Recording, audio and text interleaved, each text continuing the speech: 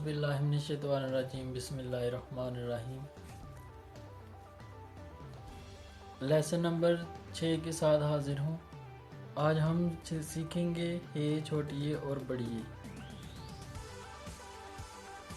जी, तो video start करने से पहले मैं एक बात करना चाहता हूँ कि वीडियो को एंड तक देखा करें और फिर लफ्ज़ों को सीखा करें। इस तरह आप अगर बीच में छोड़ देंगे तो बाकी लफ्ज़ों की आपको समझ नहीं आएगी। तो आपसे रिक्वेस्ट है कि वीडियो को आखिर तक लाजमी देखा करें। तो आज हम सीख रहे हैं हे को ऊपर से दाल की तरह गोल लिखा जाता है और यहाँ से इसके साथ फिर ऊपर मिला दिया जाता है। ये दाल की तरह और साथ इसके मिला दें।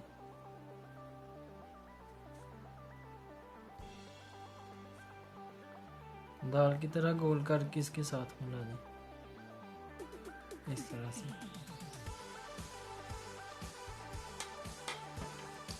मार्कर के साथ देखें दाल की शक्ल और इसके साथ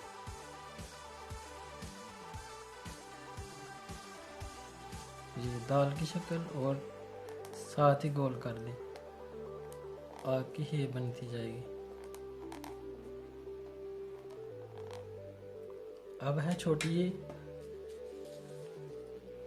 छोटी ए को ऊपर से गोल किया जाता है और इसको इसके बराबर लिखा जाता है और फिर इसके साथ इसकी गुलाई। देखें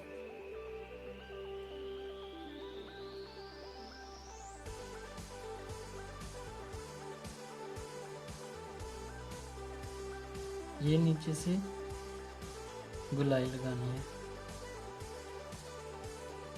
जैसे सी की शक्ल होती है जॉइनिंग राइटिंग में, तकरीबन ये उस तरह लिखी जाती है।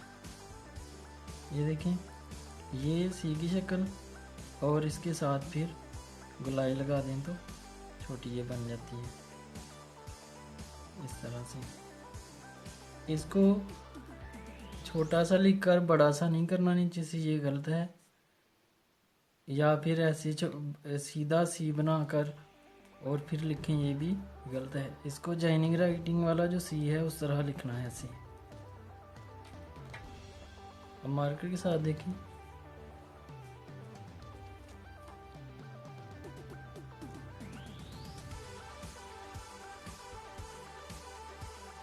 जी, सी की शक्ल और साथ गुलाई।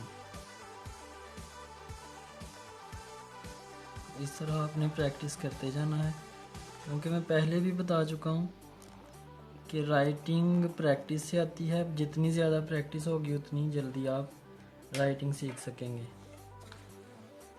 अब है बड़ी ए।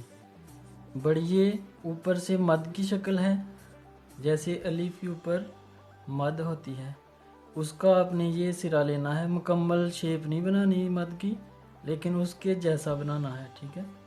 तो मद की शक्ल और नीचे से कश्ती नुमा लिखा जाएगा नीचे से।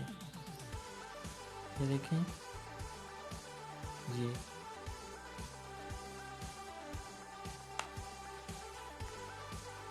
आगे से इसको थोड़ा सा उठाया जाता है, हल्का सा ये लफ्ज़ उठता है। जैसे कश्ती बनी होती है उसकी आगे से शेप, उस तरह से बड़ी ये लिखी जाती है।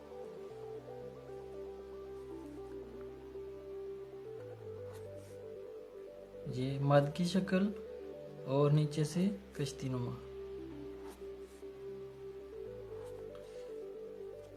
तो उम्मीद करता हूँ कि आपको मेरी वीडियो अच्छी लगी होगी। तो बराए मेहरबानी मेरी वीडियो को लाइक करें, शेयर करें और अच्छे से कमेंट करें। और कोई मिस्टेक हो तो वो भी मुझे बताया करें कि यहाँ से समझ नहीं आ रही या मेरी कोई मिस्टेक है, वो भी मुझे बताया करें। अल्लाह।